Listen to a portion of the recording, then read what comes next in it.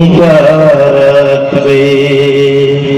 যদি কথা দাও বন্ধু দিনের পথে দিল থাকবে, যদি কথা দাও দিন কায়েমে অগ্রণী ভূমিকা রাখবে। তবে তোমাকেই গান শোনাবো, যে গানে হৃদয়টা জাগবে।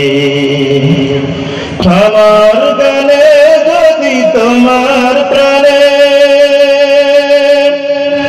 ইমানি দীপ্তি ছড়ায়, আমার সুরে যদি সবার মনে জিহাদি প্রেরণা যোগায়,